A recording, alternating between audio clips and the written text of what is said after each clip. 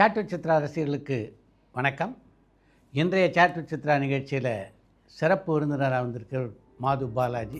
அவருடைய நடிப்பை பார்த்து ரசித்திருப்பீங்க நீங்கள். இந்த நிகழ்ச்சியில் தன்னுடைய அனுபவங்கள் பலவற்றை அவர் பகிர்ந்து கொண்டிருக்கிறார். வணக்கம். வணக்கம் சார். வணக்கம்.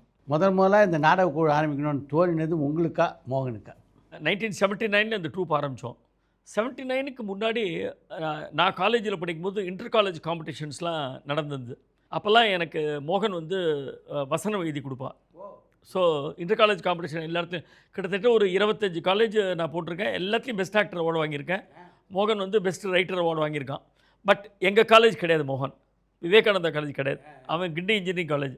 பட் நான் என்ன பண்ணுவேன், விவேகானந்தா காலேஜ் பேரில் அந்த ஸ்டோரி டைலாக்ஸ் மோகன் அப்படின்னு போட்டு எடுத்துகிட்டு போயிடுவேன். அது யார் மோகன்னு சொல்ல மாட்டேன். ஸோ அவங்க ஒரு சர்டிஃபிகேட் கொடுப்பாங்க, யாராவது போய் அதை வாங்கிட்டு வந்துடுவோம். அந்த மாதிரி இன்ஃபேக்ட் அப்போ என்னாச்சு, ஒரு வாட்டி நாப்பார் சாதி, அதுக்கப்புறம் ஜெயகாந்தன் சார், அதுக்கப்புறம் பா நீலகண்டன், இவங்க 3 பேரும் லைலா காலேஜில் அவங்க ஜட்ஜஸாக வந்தாங்க. பாருங்கள் அப்போல்லாம் ஜட்ஜஸ் எப்படி வந்திருக்காங்க பாருங்கள். காலேஜ் ஜெயின்ஸ் 3 பேரும். அவங்க ட்ராமா பார்த்துட்டு ஜெயகாந்தன் சொன்னார், இது டெஃபரெண்ட்டாக இந்த பையன் எழுதினதில்லை, இது ஸ்கூல் காலேஜில் எழுதின மாதிரி தெரியல, இது ப்ரொஃபவுண்ட் ரைட்டிங்காக இருக்குது, அது யாருன்னு விசாரிங்க. அதாவது போய் அந்த மார்க் போட போகிறாங்க, ஃபைனலாக யார் ப்ரைஸ் வாங்குறதுன்னு சொல்ல போகிறாங்க. அப்போது தேவர் டிஸ்கஸிங். அப்புறம் நான் போய் சொன்னேன், இல்லை சார் எங்கள் காலேஜில் தான் ஒரு பையன் எழுதினா மோகன், யூ பிரிங் மோகன் அப்படின்னு. ஏன் வரல அவர் காம்படிஷனுக்கு, ஏன் வரல அப்படின்னு. அப்புறம் நான் சொன்னேன், இல்லை சாரி தப்பாக நினச்சிக்காதீங்க, அவர் கிண்டி இன்ஜினியரிங் காலேஜில் 4th இயர் படிச்சுட்டு இருக்காரு, அவர்கிட்டே நான் ஸ்கிரிப்ட் எழுதி வாங்கினேன், பட் அவரும் காலேஜ் ஸ்டூடெண்ட் தான் அப்படின்னு சொல்லி சொன்னேன். ஸோ பெஸ்ட் ரைட்டர் கொடுக்க மாட்டேன்ட்டார் அவர் ஜெயகாந்தன். பெஸ்ட் ஆக்டர் மாத்திரம் எனக்கு கொடுத்தாரு, பெஸ்ட் ரைட்டர் நான் கொடுக்க மாட்டேன் அப்படின்ட்டார். ஸோ பட் அப்போல்லாம் அந்த காலேஜ் ட்ராமாலாம் போட்டு அதோட கலெக்ஷன் ஆஃப் ஜோக்ஸ் தான் கிரேசி திவ்ஸின் பாலவாக்கமாச்சு. ஸோ அந்த பீரியடில் எஸ் வி சேகருக்கு கே ராமன் எழுதியிருந்தார். ஸோ புதுசாக ஒரு ரைட்டர் எடுக்கலாம் அப்படின்னு சொல்லிட்டு அவர் இன்டர் காலேஜ் காம்படிஷன்லாம் பார்த்துட்டு ஹீ டிசைடட் ஆன் மோகன். ஒரு நியூ ட்ரெண்ட் ஒன்று கொண்டு வரலான்னு. பட் அது கிளிக் ஆச்சு, அன்னி தேதியில் அது கிளிக் ஆச்சு. இன்ஃபேக்ட் நாங்கள்லாம் ஆரம்ப காலத்தில் we were acting in Shekhar ஸ்டூம். நான் நிறைய சின்ன ரோல்லாம் பண்ணியிருக்கேன். அப்புறம் ஒரு ஸ்டேஜில் 2 பேர் வேண்டாம், தனியாக பிரிவோம் அப்படின்னு டிசைட் பண்ணிட்டாங்க. நேச்சுரலி அந்த யங்ஸ்டர்ஸ்க்குள்ள ego clash. So we all decided to come out. வெளியில் நம்ம தனியாக ட்ரூப் ஆரம்பிப்போம் அப்படின்னு. பை த டைம் மோகன் காத்தாடிக்கு 2 பிளே, ஷேகருக்கு ஒரு 3 பிளே, அதெல்லாம் எழுதி எஸ்டாப்ளிஷ் பண்ணியாச்சு. So we came out and we launch our play. ஆக்சுவலாக என்னென்னா என்னை ஹீரோவை போட்டு மோகன் ஆரம்பிச்சிட்டாரு. ஸோ நாங்கள் ஒரு மாதிரி ரிஹர்சல் ஆரம்பிச்சிட்டோம். நான் அப்போ தான் காலேஜ் விட்டு வந்த பீரியடு, ஒரு 6 மாதம் பேங்க்கில் வேலை செஞ்சுட்டு திரும்பி வந்திருக்கேன் நான். ஸோ என்னை வச்சு ஆரம்பிச்சிட்டாங்க. ஒரு நாளைக்கு நாடக குழுவிலேருந்து ஒரு 3-4 பேரை கூப்பிட்டு ரிஹர்சலில் பார்க்க வச்சோம். அவங்கெல்லாம் பார்த்துட்டு, மோகன் அப்போ நைட் ஷிஃப்ட்டு சுந்தரம் ரிலேட்டர், எங்கள்கிட்ட ஸ்கிரிப்டை கொடுத்துட்டு நைட்டு ஆஃபீஸ் போயிடுவான். காலையில் ஒரு நாள் நேற்று எப்படி போச்சு அப்படின்னு கேட்பான் ரிஹர்சல். அந்த மாதிரி ஒரு நாளைக்கு வரும்போது இவங்க ட்ராமா ட்ரூப் ஆளுங்க எல்லாம் காத்தாலும் மோகனுக்கு ஃபோன் பண்ணி, நீ ரொம்ப ரிஸ்க் எடுக்கிற, பாலாஜி ரொம்ப குழந்தை திறமா இருக்கா, தாங்க மாட்டான். ஏன்னா நீ 5 ட்ராமா பண்ணி நல்லா எஸ்டாப்ளிஷ் ஆகிட்ட, இப்போ போய் why do want to take risk, Balaji வச்சு இது நீ பண்ணேன்னா உன் பேர் கெட்டு போயிடும். ஏன்னா அப்போல்லாம் ட்ராமா தான் பிரதானம், டிவி கிடையாது, ஒன்றுமே கிடையாது. மாதத்துக்கு 30 நாள் 30 நாளும் ட்ராமா இருக்கும். அந்த மாதிரி ஷோலாம் போடுவோம். ஆமாம், அந்த மாதிரி இந்த காலகட்டம் அது. ஸோ அவங்க கூப்பிட்டு பயமுறுத்திட்டாங்க. ஸோ நான் என்ன பண்ணேன், நம்ம பண்ண வேண்டாம், நம்மளால் மோகனுக்கு பேர் கெட்டு போகக்கூடாது அப்படின்னு சொல்லிட்டு I brought in Varadarajan, TV Varadarajan கூப்பிட்டு அவர்கிட்ட இந்த ஸ்கிரிப்டை கொடுத்து, நீ அவர் இமிடியட்டாக பாவம் இசை டேஸ் பண்ணித்தரேன் அப்படின்னு சொல்லி சொன்னார். அலாவுதீன் 100 வாட்ஸ் பல்புன்னு ட்ராமா பேர். ஸோ ஒரு 5 நாள் எடுத்து எங்கள் பசங்க எல்லோரும் ஸ்ட்ரைக் பண்ண ஆரம்பிச்சிட்டாங்க. பாலாஜி நடிக்கலைன்னா ட்ரூப்பே வேண்டாம், எதுக்கு, அதுக்கு மோகன் வேறு யாருக்கா எழுதி கொடுத்துக்கணும், வேணா டிவி வரதராஜனுக்கு எழுதி கொடுக்கட்டும், பட் பாலாஜி இல்லைன்னா ட்ராமாவே போட மாட்டோம் அப்படின்னு எவ்ரிபடி செட். அதுவும் எஸ்பெஷலி அப்பா ரமேஷ்லாம் எங்கள் வீட்டு வாசலில் உட்காந்து தர்ணா பண்ண ஆரம்பிச்சான். இத்தனைக்கும் அவனுக்கு என்ன தெரியாது சார் பெருசாக. அப்போ தான் என்னை பார்க்குறான். அவன் சொல்கிறேன், அப்போல்லாம் என்னை சார் கூப்பிடுவான். சார் உங்களுக்கு நல்ல டைமிங் இருக்குது சார், நீங்கள் நல்லா வருவீங்க, நீங்கள் எதுக்கு இந்த மாதிரி வேண்டான்னு சொல்கிறீங்க, யூ டெல் மோகன் தட் யூ வில் டூ அப்படின்னா. இல்லை சார் எல்லோரும் சொல்கிறாங்க, தாங்க மாட்டேன்னு சொல்கிறாங்க மேடையில், அதனால் பயமாக இருக்குன்னு. இல்லை நீங்கள் பாருங்கள், உங்கள் ஸ்டைல் கண்டிப்பாக எடுபடும் அப்படின்னு அவன் தான் ரொம்ப ஸ்ட்ராங்காக சொல்லலாம். சரின்னு சொல்லிட்டு அதுக்கப்புறம் வரதராஜன்ட்டு திருப்பி ஸ்கிரிப்டை வாங்கி let us take a risk, போச்சுன்னா போனால் போகிறது பார்த்துக்கலாம் அப்படின்னு சொல்லிட்டு ஆரம்பித்தோம். That became a hit. That is how I became மாது.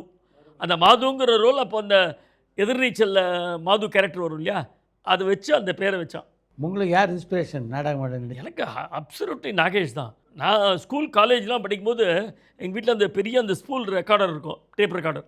அதில் நாகேஷோட பீஸ் எல்லாம் எல்லாம் வீட்டில் ப்ராக்டிஸ் பண்ணி பார்ப்பேன். பாடி ரெக்கார்ட் பண்ணி அதை எங்கள் வீட்டில் இருக்கிறவங்க எல்லாரையும் உட்காந்து வச்சு அதை போட்டு காமிப்பேன். காதலிக்க நேர்மலை மாதிரி ஒரு படத்தை நீங்கள் 15 தடவை 20 தடவை பண்ண தன்னால் நடிகனாயிடலாம் சார். எப்பேற்பட்ட படம் சார் அதெல்லாம். டிக்ஷனரி அதெல்லாம் நகைச்சுவைக்கு. நாகேஷை பீட் பண்ணி யாருமே கிடையாது சார், ஒத்தனுமே கிடையாது. நீங்கள் தமிழ் ஹிஸ்ட்ரியில் நீங்கள் நகைச்சுவை ஹிஸ்ட்ரியில் எடுத்தால் we have seen so many legends.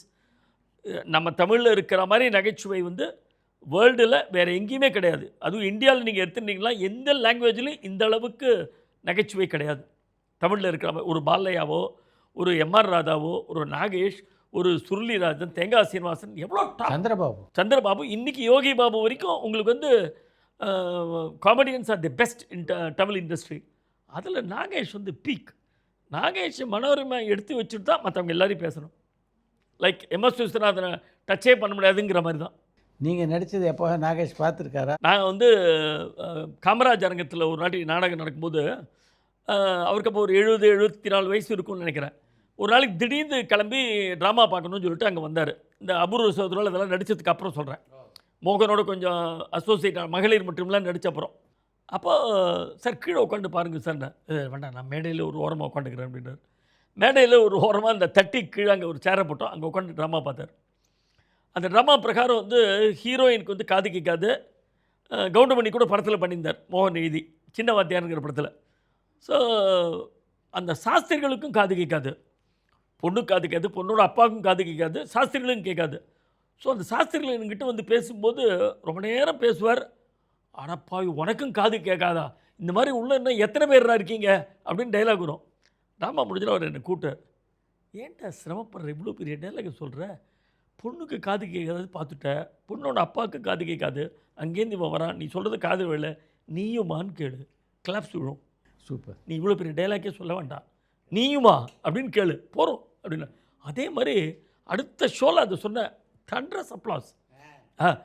அன்றைக்கி ட்ராமா முடிஞ்ச உடனே அவர் வந்து நான் வண்டி கொண்டு வரல, என்னை ட்ராப் பண்ணுறியா அப்படின்னார்.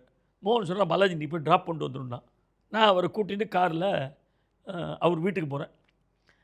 அவர் வீட்டு வாசலுக்கு போய்ட்டு அந்த கதவு மெயின் டோர் இருக்கு இல்லையா, அதுக்கு ஒரு 2 அடி முன்னாடி நிறுத்திட்டேன். ஏன்னா வீட்டு வாசலில் போய் மரியாதை இல்லாமல் நிற்கக்கூடாது அப்படின்ட்டு ஒரு 2 அடி முன்னாடி நின்னேன். சார் வீடு வந்துடுச்சு சார் அப்படின்னு. இப்படி திரும்பி பார்த்தேன். நான் என்ன மதிலே இருக்கு விஷயம், வீட்டுக்கு போனோம், அங்கே போய் நிறுத்தேன்டா, இவ்வளோ தூரம் கூட்டின்னு வந்தில்ல, அங்கே நிறுத்த மாட்டியா அப்படின்னு. இல்லை சார் உங்களுக்கு அவமரியாதை இருக்கும்போது இப்படி பண்ணிட்டேன், என்னால் எகிரி குச்சிலாம் போக முடியாது, அங்கே ட்ராப் பண்ணிட்டேன். சரி முன்னாடி போய் நிறுத்தினேன். எனக்கு என்ன வருத்தம்னா, ட்ராமா 2 மணி நேரம் பார்த்துருக்கார், எப்படி இருந்தது, நான் எப்படி நடித்தேன், ஒரு வார்த்தை கூட சொல்லலைன்னு ஒரே வருத்தம். சோகம்னா அப்படி ஒரு சோகம் எனக்கு. இறங்கிட்டார் சார். இறங்கி அப்படி உள்ளே போல நான் கதவை இந்த கண்ணாடியை கீழே இறக்கி விட்டு பாய் சார் அப்படின்னா. பாய் அப்படின்னா போனவ ஒரு 5 ஸ்டெப் போய்ட்டு திரும்பி வந்தார். பாலாஜி, என்னோடய ஆரம்ப காலத்தில் நான் எவ்வளோ வேகமாக பேசுவேனோ அந்த மாதிரி நீ பேசுகிற, அந்த கிளாரிட்டி உனக்கு இருக்குது, வாழ்த்துக்கள் அப்படின்னு போனேன். சூப்பர், சத்தியமாக ஆஸ்கார் கிடைச்ச மாதிரி. டே ஹஸ் பீன் மேட். ஆஸ்கார் அதை விட என்ன சார் வேணும், வேறு எந்த வேர்டும் வேண்டாம். நாகேஷ் சொல்லியாச்சு, அதுதான் ஆஸ்கர். எனக்கு தெரியும், நாகேஷுக்கு தெரியும் சொன்னது, அவ்வளோதான், அது போகும். அந்த மகளிர் மட்டும் நடித்தப்புறம் அடிக்கடி வீட்டுக்கு வருவார், வந்து ஒரு காஃபி சாப்பிடுவார், எங்கள் அப்பாவோட பேசிகிட்டு இருப்பார், மோகனோட பேசிகிட்டு இருப்பார், நல்லா ஜாலியாக இன்ட்ராக்ட் பண்ணுவார். மோகனோட ஸ்கிரிப்ட் மேலே பெரிய ஒரு அபிமானம் உண்டு அவருக்கு, மிகப்பெரிய அபிமானம் உண்டு. எங்கள் அப்பாவும் ரொம்ப ஹியூமனஸ் மேன்.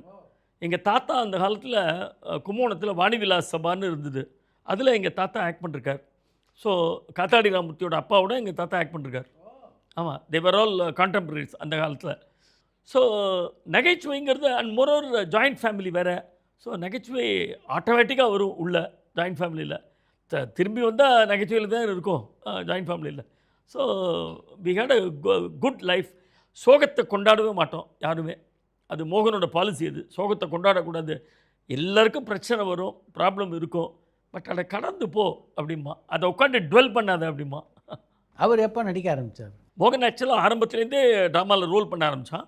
பட் ரொம்ப சின்ன சின்ன ரோல் தான் பண்ணியிருந்தான். பெரிய ரோல் பண்ண முடியாது. பிகாஸ் அவனுக்கு ஆஃபீஸ் இருந்தது. தட் இஸ் சுந்தரம் கிளேட்டனில் ஒர்க் பண்ணியிருந்தான். ப்ளஸ் ட்ராமா அதெல்லாம் இருந்ததுனால ரைட்டிங் வேறு இருந்தது. And he is a very good painter. ரொம்ப நல்லா பெயிண்ட் பண்ணுவான். இந்த with all the drama busy schedule அவன் வீட்டில் வந்தான்னா மாதத்துக்கு ஒரு பெயிண்டிங் 2 பெயிண்டிங் பண்ணுவான். நம்ம சிவகுமார் சார் மாதிரி நல்லா வரையக்கூடியவன். ஓ ஆமாம், அது ரொம்ப பேருக்கு தெரியாது அது. ஸோ ட்ராயிங் என்ன வரும், ப்ளஸ் கவிதை எழுதுறது. அது மராத்தனா நைட் உட்காந்து அது எழுதிட்டு இருப்பான். கிட்டத்தட்ட 50,000 கவிதை எழுதியிருக்கான் சார். 50,000 வெண்பா எஸ் கம்ப்ளீட்டட். வைரமுத்து, வாலி எல்லாருமே படித்து பார்த்துட்டு ரொம்ப அப்ரிஷியேட் பண்ணிருக்காங்க. அருமை. ஸோ அதனால் அவனுக்கு நடிக்கிறதுக்கு ரொம்ப டைம் கிடையாது. ஸோ ஏதான சின்ன ரோல் எடுத்துப்பான். சாக்லேட் கிருஷ்ணா தான் ஃபஸ்ட்டு டைம் ஒரு பெரிய ரோல் எடுத்து பண்ணான். மற்ற எல்லாமே பார்த்தோம்னா சின்ன ரோல் தான். சினிமான்னு வந்ததுக்கப்புறம் கமல் சார் இன்சிஸ்ட் பண்ணி எல்லா படத்துலேயும் ஒரு சின்ன ரோல் பண்ணுவான். ஏதான ஒரு கேமியோ ஒன்று. அப்படி தான் நடித்த நேரத்தில் பெரிய ரோல் எடுத்துன்னு பண்ணதில்லை. அந்த காலகட்டத்தில் நீங்கள் நாடகம் நடிச்சிட்டு இருந்த காலகட்டத்தில் பல நாடக குழுக்கள் இருந்தது. ஆமாம். அதில் எந்த நாடக குழுக்கள்லாம் உங்களுக்கு ரொம்ப பிடித்தமான நாடக குழு? எனக்கு யூஏ ரொம்ப பிடிக்கும். United amateur artist. ஏன்னா அந்த காலத்தில் மௌலி, விஷு, மகேந்திரா எல்லாரும் ஷோ சேர்ந்து. ஜெயலலிதா எல்லாம் ஆரம்பிச்ச இடம் இருந்தது. ஆமாம், அவங்களாம் ஆக்ட் பண்ணிருக்காங்க. அஃப்கோர்ஸ் அப்போ நான் பார்த்தது கிடையாது. நான் பார்த்த காலகட்டத்தில் மௌலி, விஷு, மகேந்திரா அவங்கெல்லாம் இந்த பீரியடு கரெக்டாக என்னோடய காலேஜ் டயத்தில். அப்போது தேர் ஒண்டர்ஃபுல் பிளேஸ். மௌலி எழுதினதெல்லாம் பிரமாதமான நாடகங்கள். பத்மயுகம், ஹரே ராம ஹரே கிருஷ்ணா, குருட்சேத்திரம், ஃப்ளைட் நம்பர் 172 அதெல்லாம் எக்ஸ்ட்ராடனரி பிளேஸ். பல தடவை பார்த்துருக்கேன். அதெல்லாம் பிட்டில் உட்காந்து பார்த்துருக்கேன். ஆனால் great fan of Y G Mahendra. அந்த காலகட்டத்தில் எனக்கு பெரிய இன்ஸ்பிரேஷன் மகேந்திரா ஸ்டேஜில். அந்த ஒரு டிப்பிக்கல் ஒரு யங் ஃபெலோ படப்படன்னு பேசிட்டு எல்லாரையும் கெலாட்டா பண்ணிட்டு அந்த மாதிரி ஒரு கேரக்டர் அது பண்ணணும்னு எனக்கு ஆசை வந்ததே அவரை பார்த்து தான், மகேந்திராவை பார்த்து தான். ஸோ என்னோடய காலேஜ் ட்ராமாலாம் அதை நிறைய நான் அடாப்ட் பண்ணேன். அந்த மாதிரி விஷயங்கள். நாடக மேடைகளுக்குள்ளே அப்போ வந்து காம்படிஷன் இருந்ததா? ஆமாம், டெரிஃபிக் காம்படிஷன். நாங்கள் வரும்போது வந்து ஜெயின்ஸ்லாம் இருந்தாங்க சார். நாங்கள் வரும்போது ஷோ இருந்தார், ஒய்ஜிபி, அதுக்கப்புறம் பிஎஸ் ராகவன் இருந்தார்ல, INA theatre. PS Raghavan, INA theatre. ஆமாம், டிஎஸ் சேஷாத்ரி, ஈவன் கோபு இருந்தார். நாங்கள் வரும்போது ஆமாம், unity club. Unity club Gopu இருந்தார். ஸோ டஃப் காம்படிஷன் எங்களுக்கு. அதில் நாங்கள் சின்ன ஒரு கொசு மாதிரி இப்படி உள்ளே ஓடி வந்தோம். பட் தெய்வாதீனம் அண்ட் மோகனோட script we were able to. But என்னென்னா அப்போ வந்து ஒரு ஹெல்த்தி காம்படிஷன் இருந்தது. இப்போ பாருங்கள், நாடகம்ங்கிறது ரொம்ப கம்மியாக போயிடுது. அப்போ வந்து ஒரு இடத்துல ஒவ்வொருத்தர் போட்டி போடுவாங்க. நாரதான் சபையில் ஒருத்தர் இருந்தால், அண்ணாமலை மடத்தில் ஒருத்தர் இருப்பார், கலைவாணரகத்தில் ஒருத்தர் இருப்பார். ஆனால் எல்லாமே பிரமாதமாக பண்ணுது. பாலிடிக்ஸ் இருக்கும், ஹியூமர் இருக்கும், சீரியஸ் பிளேஸ் இருக்கும், ஒரு வெரைட்டி இருந்தது அப்போது. இல்லை, ஒரு பக்கம் நாடக காவலர் மனோகர் நாடகங்கள் போட்டிருந்தார். ஆர்எஸ் மனோகர் பின்னிந்தார். அவர் பிரமாதமாக செட்டு கிட்டெல்லாம் போட்டிருந்தார் அவர். இன்னொரு பக்கம் ஐஎன்ஏ தேட்டர்ஸ் பார்த்தீங்கன்னா 1 செட் பிளேயில் ரிவால்விங் செட் பல புதுமைகள் அவர் பண்ணார். இல்லை, நீங்கள் அந்த நாடகத்தெல்லாம் பார்த்துருக்கீங்களா? அப்போ நான் இருந்தபோது நான் பார்த்தது வந்து குழந்தையாக இருக்கும்போது நான் வந்து எதிர்நீச்சல் பார்த்துருக்கேன். என்கேடி கலாமண்டலத்தில் போய் எங்கள் வீட்டில் ரொம்ப சண்டை போட்டு போய் பார்த்து வந்தேன். வியட்நாம் ஹவுஸ் அதெல்லாம் பார்த்துருக்கேன். பட் நாங்கள் இருந்த காலகட்டத்தில் மெஜாரிட்டியாக நாங்கள் பார்த்தது மௌலி, விஷு, மகேந்திரா அந்த மாதிரி அவங்கெல்லாம் தான் நாங்கள் பார்த்துருக்கோம். அந்த காலகட்டம் தான். ஏன்னா 80க்கு அப்புறம் தான் நாங்கள் ஃபுல் ஃப்ளெட்ஜாக வந்தோம். வணக்கம் சார். வணக்கம். வணக்கம். அஸ் யூ நோ, நிறைய comedy scripts and emotional scripts நீங்கள் பண்ணியிருக்கீங்க, ட்ராமாஸ் பண்ணியிருக்கீங்க. ஒரு சிறந்த நகைச்சுவைக்கான இலக்கணமாக நீங்கள் என்ன நினைக்கிறீங்க சார்? நகைச்சுவைக்கு ரொம்ப முக்கியங்கிறது timing sir. Timing is very very important. நல்ல டைமிங் இல்லைன்னா ஒரு அருமையான ஜோக்கை கூட நம்ம கெடுத்துட முடியும். இப்போ வந்து ஆடியன்ஸுக்கும் ஆர்டிஸ்ட்டுக்கும் நடக்கிற டூயட்டு தான் நகைச்சுவைங்கிறது. நான் எஸ்பிபினா நீங்கள் ஜானகி, நீங்கள் எஸ்பிபினா நான் ஜானகி. நான் ஒரு நல்ல ஜோக்கு சொல்லி நீங்கள் சிரிக்கலைன்னா எனக்கு ரொம்ப வருத்தமாக இருக்கும். நான் ஒரு மட்டமான ஜோக்கு சொல்லி நீங்கள் சிரிச்சிட்டிங்கன்னா எனக்கு அவமானமாக இருக்கும். ஸோ ஒரு ஜோக்கை சொல்லும்போது அது நல்ல ஜோக்கா, தரமான ஜோக்கா, ஆடியன்ஸுக்கு ஏற்றதான் நாம் பார்க்கணும். அதுக்கப்புறம் அவங்கள சிரிக்க வைக்கிறது உங்களோட டேலண்ட்டு. அது டைமிங்கில் இருக்குது. How you deliver the dialogue அதிலெல்லாம் இருக்குது. அந்த அந்த ப்ரெசன்ஸ் ஆஃப் மைண்ட் அதில் இருக்குது. ஸோ அதை மிஸ் பண்ணால் நகைச்சுவை போயிடும். ஏன் நம்ம நாகேஷ் வந்து ரொம்ப பெஸ்ட்டுன்னு கொண்டாடுறோன்னா டைமிங்க்கு மாஸ்டர் பீஸ் அவர் தான். அந்த மாதிரி ஒரு டைமிங் பார்க்க முடியாது. வா ஜானகி அப்படிம்பார், அப்பாவோட வந்திருக்கியா, வாங்கோ ஜானகி அப்படிம்பார், பட் பட் பட் பட்னு அடிப்பார். ஒரு ஒரு பேஷண்ட் ஒருத்தர் வந்து டாக்டராக உட்காந்துருப்பார். நாகேஷ் ஒரு பேஷண்ட் அங்கே, டாக்டர் வைத்தவலி டாக்டர் அப்படிம்பா, யார் நீங்கள்? டாக்டர் என்ன தெரியலையா உங்கள் பேஷண்ட்டு? என் பேஷண்ட்டா? இருக்க முடியாது அப்படிம்பார். ஒரே ஒரு வார்த்தை, அவ்வளோதான், இருக்க முடியாது. அதுதான் அந்த மாஸ்டர் பீஸ். அது நாகேஷோட பெஸ்ட்டு. ஸோ டைமிங் தான் ரொம்ப important. Presence of mind and timing. ஓகேங்க சார். ஸோ அந்த ஒரு காமெடி நம்ம பண்ணும்போதும் சரி, எழுதும் போதும் சரி, கண்டிப்பா எல்லாரும் அவாய்ட் பண்ண வேண்டிய விஷயம் ஒண்ணே ஒன்று மட்டும் நீங்க சொல்லுங்க சார். வல்காரிட்டி இருக்கவே கூடாது. என்னை பொறுத்த வரைக்கும் சுத்தமாக இருக்கக்கூடாது. நாங்கள் எங்கள் ட்ரூப்பில் இன்னொரு எக்ஸ்ட்ரா என்னென்னா பாலிடிக்ஸும் கிடையாது எங்களுதில். வெறும் பியோர் நகைச்சுவை, இன்னசென்ட் ஹியூமர். யாராக இருந்தாலும் பார்த்து சிரிக்கலாம், என்ஜாய் பண்ணலாம், குடும்பத்தோடு போய் உட்காந்துக்கலாம். யாரையும் ஹர்ட் பண்ணாத ஒரு காமெடி. ஓகேங்க சார். ரொம்ப ரொம்ப நன்றி சார். என் கேள்விக்கு பதில் இருந்துச்சு. ரொம்ப நன்றி சார். தேங்க்யூ. தேங்க்யூ.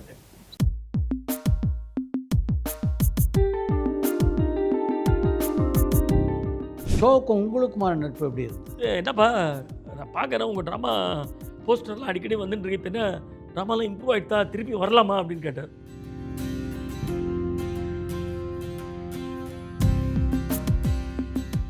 நாடக மேடையில் வந்து பல கூத்து நடக்கும். வசனங்களை மறக்கிறது, ஆள் மாறாட்டம், ஆள் வராமல் போகிறது, இது மாதிரிலாம் நீங்களும் ஃபேஸ் பண்ணியிருக்கீங்களா நிறைய? எல்லாம் பர்ஃபெக்டாக போச்சு. பட் இதை சீனு விட்டு நாங்கள் சொல்லலை. நான் ஃபஸ்ட்டு சீன் உள்ள என்னடா வேணும் ஊருக்கு போயிட்டேன். யார் வேணும்?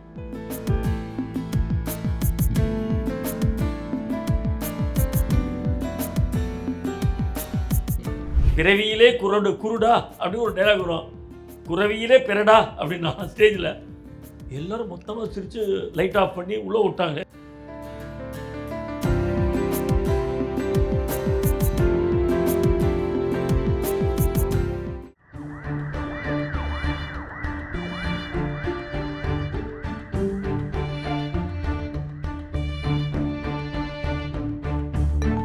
பரபரப்பான சினிமா செய்திகள், நட்சத்திரங்களின் பேட்டிகள், சினிமா வரலாறு ஆகியவற்றை பார்க்கவும் படிக்கவும் உங்களுக்கான இணையதளம் touringtalkies.co.